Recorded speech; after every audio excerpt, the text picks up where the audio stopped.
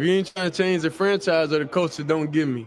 So you should know history repeats itself over and over and over, and I've done it over and over and over. So it should be no question why NFL franchise should pick me.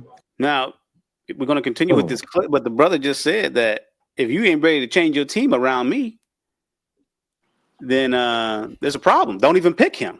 That's what he just said right there. Right, but let's take this in context. I think what he was saying when he said that was, number one, they went to Jackson, to Jackson State or whatever, right, Jack, and they changed that program. Then they went to Colorado and they changed that program.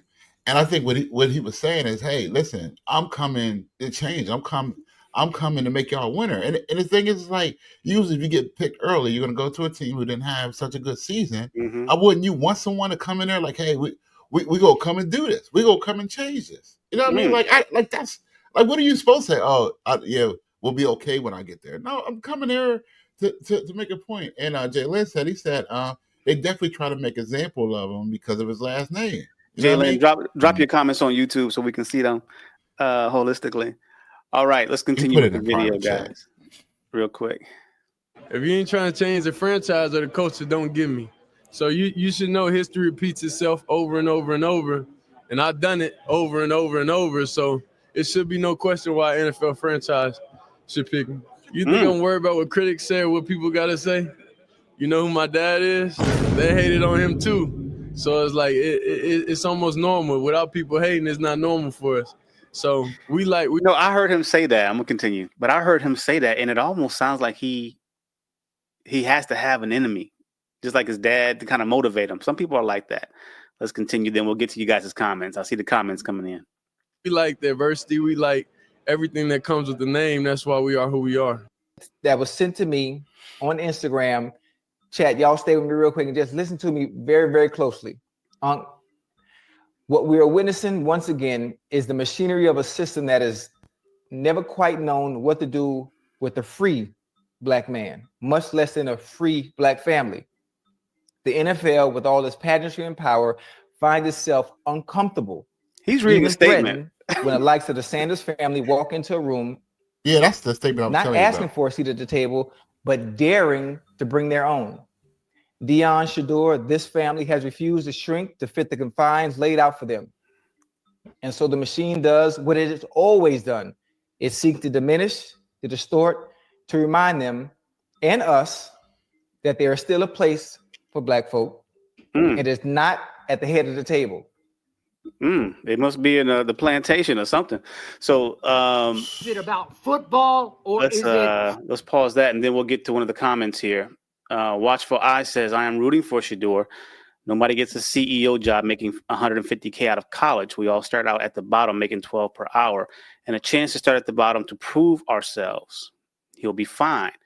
And then we have Pull Up Jay says he shouldn't have to apologize for sounding like a winner and being confident. Right? Ocho's DM is very accurate. So it's kind of both sides of the table. Maybe there's a little bit of arrogance. People don't want to deal with the baggage that comes from his father and the legacy that came from that. The other side is saying that, hey, no one ever has dealt with this to this level. And maybe that's a problem, that there's an institutional problem. All that being said, I want to get you guys' ideas on the panels, how you feel about that. And then we'll go to some comments from this particular video I just showed. Now let's reverse this. Let's say it's what's the Mayonnaise kid that's about to come out? So when he's probably going to be projected to be the number one pick, and say if Peyton and Eli and Archie, they come and they like, hey, we don't want him playing for the Cardinals. Mm-hmm. You know what I mean? Guess what? I bet you he still get picked in the first round. I bet you he don't drop off like this. I guarantee you. And we already saw it. We saw it with Eli. You know what I mean? He said, I don't want to play for the Chargers. The Chargers picked him anyway. Mm-hmm. But, they traded to the Giants. But still, what I'm saying is he didn't fall out the draft. I mean, to the fifth round because of that. And if it happens next year, I'm trying to tell you, it ain't going to Do you think it was a change? Do you think it was the bling? Do you think it was bringing a whole crew of camera people? Do you think is there any difference in all this? Yo, like we said earlier, Manziel, he doing a thing with his hand. Show me the money. You know what I mean? He doing all of that. You know, Shedeur got do the doing the watch thing or whatever. It's prime time, whatever it is. But what I'm saying is that all the kids do stuff. You see new basketball every time they make a three. They doing all kind of different stuff. You know what I mean? Like this is just a new generation. They do stuff like that. You know what I mean? They all wear chains. You know what I mean? I don't. Come on, man. You think it's too much? Okay, so let's go to the comments here. So according to Chad, Cam Ward isn't a free black man. I said that earlier. These reactions are exactly why Shedeur has not been drafted yet. Any team who drafted Shedeur early would have to face the same reaction if they didn't play him week one. It's personal. Another comment says, haha, this opening was straight gold. Don't pick me if you don't want your franchise culture to change. Wow, bet dog. 19 replies on that, 162 likes. The Thinking Man's Templar says, why would someone whose dream is to play in the NFL say, I'm only going to do these 5 teams? That alone is insane talk. Anybody want to comment on that? Throw it to Rob, and then we can put it to Corey. I think he got drafted and he got drafted. So our conversation we're having is not even needed because he's in the NFL. He's going to be in the NFL. He has a chance to show and prove. If you're that good, so go ahead and sit in your 5th round pick and go ahead, come out and kill it, and then talk later. Kill it first and then talk. Yeah, but can he do that riding the bench as a second string quarterback and for the Browns? Can he kill it? He can kill it in practice, and I'll play the starting quarterback. But we all know practice ain't the same thing as being live with them lights on, man. But I think we're missing the point, yo. The point isn't that he got drafted, right? Like I'm glad that he got drafted, and and that's good. But the problem is that there was something going on behind the scenes that we just can't let slide. You know what I mean? Because if we do, I mean, this. It's just ridiculous to me, man. It's ridiculous how this is happening. You know what I mean? Because he didn't deserve to fall that far. It was a little too much. There's a reason why, and we got to find out what was the reason. It wasn't off the field issues. He doesn't have a whole bunch of girls pregnant. He's not. We don't catch him, at parties, getting drunk. We don't see him, charged with sexual assault in high school and sexual assault in college. Like some of these players, some of these players that got drafted ahead of him. You know what I mean? So, like, you're saying the off the field issues is that he's too confident. The off the field issues that he has a swag about him. The off the field issues is he has a dad that's in the NFL. I mean, we just saw Bronny get into the NBA from his dad. I mean, what are we saying? They got reason to be mad, right? Throwing it back to our question. Is the NFL rejecting bold, confident black men like Shedeur, or is it rejecting men who act too much like the world and not enough like humble leaders? You played a clip earlier with Ocho. I watched that earlier today. And in that clip, he said that you can never be bigger than the program. Right? And the program meaning the NFL. So maybe this was a slap down. Maybe it's good. When you look at the teams that actually needed a quarterback, each of these teams, they have a culture. And if you're coming into this team and you've got all of this bravado around you, and that's not to say that having bravado and some swag and some confidence in yourself is a bad thing, right? Especially as the quarterback. Right? You want to have that because you're in a leadership position and you want the rest of your teammates to follow you. But you also need to fit within the culture. And if he's coming in and he's telling you like, oh, y'all need to change around me. And if I'm the GM for this team and I'm like, no, I'm running this ship. You work for me. What's their incentive to draft you? Right? It's not just about the playing ability.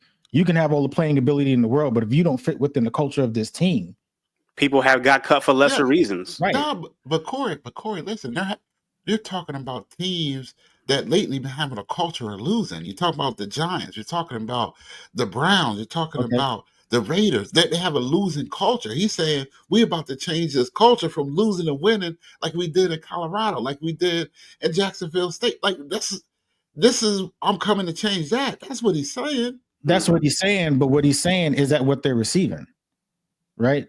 Yeah. Yeah. I Could get it have to been it. would you have counseled him, DK, to say it like that, to be like, yo, and he didn't, he said, okay, there's certain teams I'm not even going to be a part of. The other list of teams I will work with, Yeah, you will have to work with me. Would you counsel somebody to say that as a first, second, fourth, fifth draft pick? Well, let's get it straight that he didn't say that. The comment was wrong. That he didn't. That's not what he said. He didn't say that. His dad said it, and it was like almost. No, he said it in the video. No, he didn't say. You didn't. That was the comment that you read.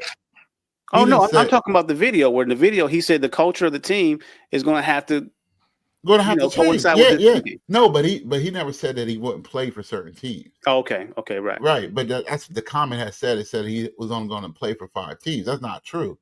And then number 2, his dad did say, "Hey, I want him and Travis, to go certain places that we're not going to go." And he backed down from that. Like I said, he hasn't said that. That was like a year and a half ago. I mean, I think he was wrong for saying that. But like I said, Noah had a problem with Archie Manning saying that for Eli. So, Rob, what are your thoughts? And if you got some thoughts in the comments, guys, we will put those up on the screen, and we will give you some airtime. Feel free to chime in. Let us know your opinions too in the comments section. Feel free, just drop your message, and we'll get it, and we'll put it up live here. Got some time to think about it, Rob, and also Jay. Is this an issue of the NFL rejecting a black man? He has his father in his life, things we all preach that are important, or is it just rejecting someone who's a blowhard and a little bit too, braggadocious?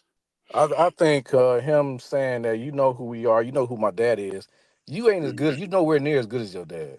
Nowhere near. Yeah, that's a tough sell even for me. You can't even sit here and say you know who my dad is. Yeah, we all know who your dad is.